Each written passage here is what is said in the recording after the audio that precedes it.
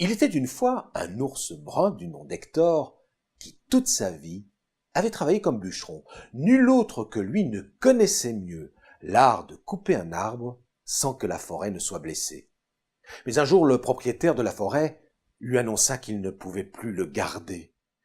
Selon l'homme, les temps étaient durs, l'ours vieillissait et devenait de plus en plus cher à nourrir. Hector eut beau protester, rien n'y fit. Alors il sentit naître en lui un immense sentiment de désespoir. Comment allait-il nourrir sa famille s'il n'avait plus de travail? Quelques jours plus tard, tandis qu'au bord de la rivière il se tenait pitoyablement la tête entre les deux mains, Maître Héron l'aperçut et déploya ses longues pattes pour venir jusqu'à lui. « Eh bien, bûcheron, que t'arrive-t-il » ? « Hélas, maître Héron, j'ai perdu mon emploi. Et depuis, Madame Ours ne cesse de gémir. Et mes oursons ne comprennent pas que leur père reste à la maison. Es-tu devenu paresseux, me demande-t-il. Je n'y suis pour rien, mais ma situation me fait honte.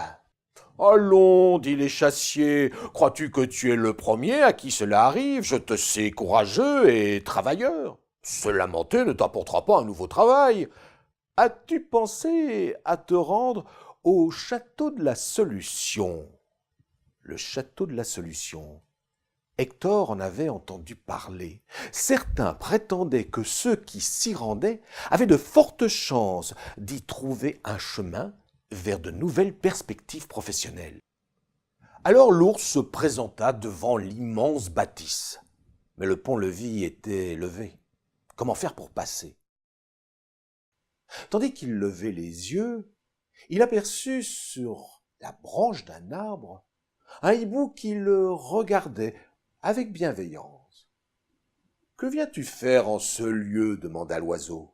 « Je m'appelle Hector et je suis bûcheron, sans travail. On m'a dit que si je pouvais rentrer dans le château, je trouverais ma nouvelle voie. » « Tu as bien fait de venir, dit le hibou. Je suis justement là pour aider les gens comme toi dans leur quête, mais auparavant, il te faudra répondre à une énigme. Écoute bien. Je suis ta plus vieille compagne. Je suis à tes côtés le jour comme la nuit. Si tu m'écoutes, tu deviens mon esclave. Et si tu essayes de te libérer de moi, alors je deviens ta pire ennemie. Qui suis-je? Hector réfléchit longuement. C'était un ours intelligent. Alors, lorsque le soir tomba, il lui sembla avoir trouvé la solution. « Je crois, dit-il au hibou, que celle dont tu me parles se nomme la peur. » Ces mots, aussitôt prononcés, le pont-levis s'abaissa dans un grand fracas de chaînes.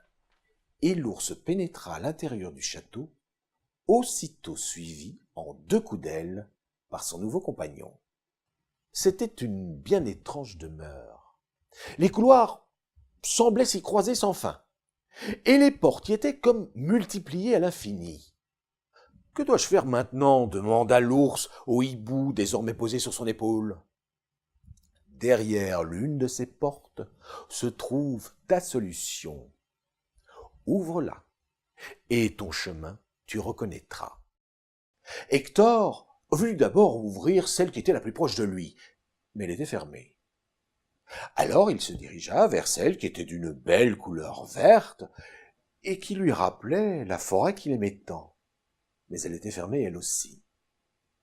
Il regarda alors les autres portes, puis choisit l'une d'entre elles uniquement parce qu'elle était déjà entr'ouverte. Il n'eut donc aucune difficulté à l'ouvrir complètement, mais derrière, il n'y avait rien. L'ours commença à s'énerver.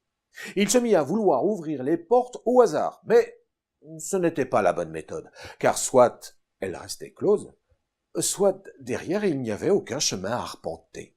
« Pourquoi n'essayerais-tu pas celle-là » suggéra le hibou en désignant une porte lourdement barricadée par des planches en bois.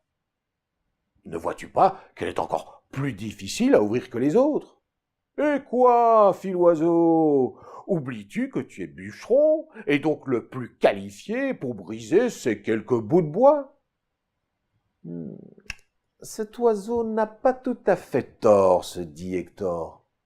Alors il prit sa grande hache et en quelques coups brisa les bouts de bois. La porte s'ouvrit sans aucune résistance. Derrière, il y avait bien chemin, large et accueillant. Merci, dit l'ours, tu m'as donné de bons et précieux conseils. Ce chemin est bien celui de ma solution. Adieu va, et souhaite-moi bonne chance. Oh, mais je ne te quitte pas encore, fit l'oiseau. C'est bien trop tôt, tu peux encore avoir besoin de moi. Et c'est ainsi que nos deux compères prirent ensemble la voie qui s'ouvrait à eux. Mais au bout d'un moment, cette voie sembla à l'ours de plus en plus ardue à arpenter. Le chemin se rétrécissait, de hautes pierres étaient à enjamber, un fossé était à franchir et bientôt une paroi rocheuse allongée, au bord de laquelle il y avait un énorme précipice. Je ne pensais pas que ce serait aussi difficile, fit l'ours. Ce chemin, je le connais, affirma le hibou. Je l'ai déjà parcouru bien avant toi. Ne te décourage pas, je vais te guider.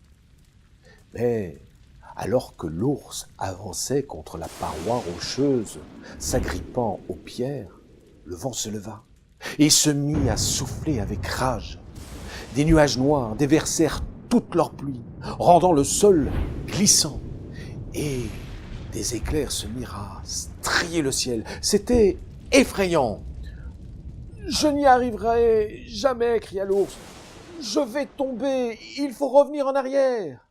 « Souviens-toi de l'énigme !» cria le hibou qui luttait lui aussi contre la tempête. « Veux-tu rester l'esclave de ta peur ? Veux-tu toute ta vie reculer devant les orages ?» Hector respira un bon coup. Puis il pensa très fort à sa famille. Il regarda ensuite le hibou qui dans les airs continuait à lutter contre le vent et la pluie et continuait à l'encourager. Alors il avança d'un pas, puis en fit un second. Il recommença et recommença encore. Ah, ce chemin, il ne l'avait vraiment pas imaginé comme cela. Mais c'était son chemin, celui de sa solution. Et surtout, il n'était pas seul.